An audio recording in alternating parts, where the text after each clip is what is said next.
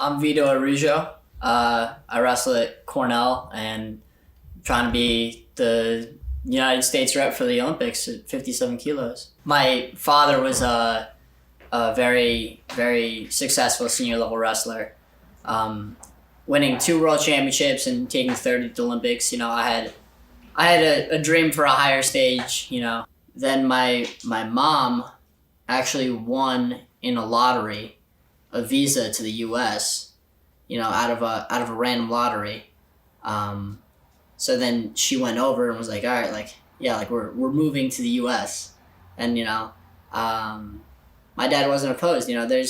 There were ups and downs to living in Russia, and the idea of America to foreign people is much different than what people in America think what it is.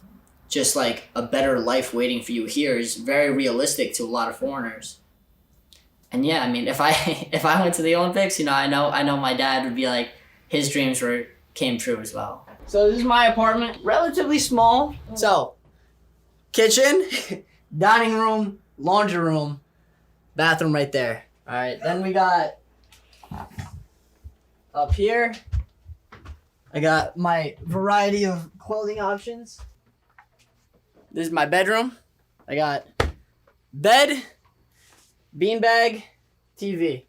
Yeah, I got a couple little knickknacks flying around here or there. This is when I won the senior nationals this year, which is the only senior level thing I've won so far, which is pretty nice. I just got my gear package, which is pretty dope. Got these singlets coming in right here. So this will be fun. Looking forward to it. My name is Yianni Diakomihalis. I wrestle 65 kilos for the Spartan RTC, and I'm about 6 days out, well now 5 days out from the Olympic trials. So the Olympic trials, it's a tournament, anywhere from 8 to 12 to 15 guys, and it's a winner take all. If you win, you're the Olympic rep for the United States at the Olympic Games, and if you take second, third, fourth, all the way down to losing all your matches, nothing. So it's a big pass-fail event. It's the best wrestlers in the United States. It's a very difficult tournament to qualify for. So all the guys there, they're really high level, they're really skilled, and they just throw them in a bracket and let them scrap it out. Finals is the best 2 out of 3. So if you make the finals, you're gonna have to beat the next best guy in the tournament twice to make the team, and that's it. What type of challenge is it to solve the equation of Zain Retherford? He's really strong, he's tough, he's hard to score on, and he doesn't do a lot, but he makes no mistakes. When you watch him wrestle, he does nothing wrong. If he wins or loses a match, it's about what the other guy did really well, right? Like when you watch a guy beat him, it's like, that guy did that really good. You know what I mean? He doesn't make mistakes, and he's gonna hold his position. He's gonna wrestle hard the whole time. He's not gonna get tired, and he's not gonna have any slip-ups, right? So for me, and he's really good about making adjustments match to match. So for me, it's like, I gotta go out there and be ready to kill him. You know what I mean? He's gonna fight me. He's gonna headbutt me in the face and poke my eyes and punch me and not give anything up. He's gonna fight me for every single wrist touch, leg grab, every position, right? So I have to be ready to fight that and to go take it from him. You know what I mean? At this point, Hayes in the barn, right? So they're just sweating, just moving around, keeping their body loose, working on maybe some little tactic stuff. Other than that, just getting rolling and feeling good. Tomorrow we're going to do a little bit of live wrestling, just the last little bit to get a little blow, and then from there we'll leave on Tuesday. So we definitely have our time structured. The volume structured for sure. So we'll just keep managing that, and then obviously certain guys will have certain needs depending upon their weight and things like that. So everybody's in good shape weight-wise, and everybody has high energy. So successful day, and then that's the biggest thing at this point. Just get through the practice, feel good, and move on to the next day.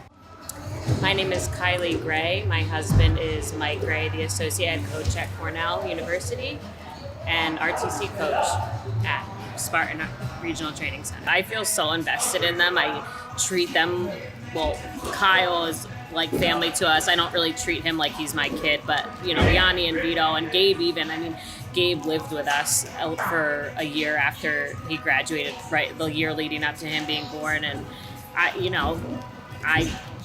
when we recruit them, I promise their moms I'm going to take care of them and do whatever they need. And I really take that commitment seriously. So we are going to go to a super secret spot and get some ice tub and hot tub in and check our weight. We don't have a scale there. And see where we're at. Either of you guys had COVID yet? No, I'm vaccinated. No, get out of my car. It's kind of weird. I was talking to my wife yesterday or this morning, and we were both just like, we can't believe it's here. It feels so much less stressful now than it did last time, like in 2020, because we had no idea what was going on. We had no idea like who would be able to travel. There's just so many unknowns going on, and we had no idea. So we were like training, but then we would hear like rumblings of it being like postponed, them canceling the Olympics and all these things, and we were just like, what is going on? This time around, we have a lot more clarity, and obviously the mission is still the same. The goals are still the same. To go out and dominate and wrestle the best of your ability, but not have that uncertainty. Like, hey, are we actually going to go? Like, are they going to let us fly out? Like, are we going to be like grounded, or what's the deal? Like, we have no idea. I remember telling Daniel Cormier, because he was a huge Game of Thrones fan, and I had gone to the premiere of Game of Thrones, and we had been talking about like, fan theory and like, what do we think is going to happen to who and blah, blah, blah.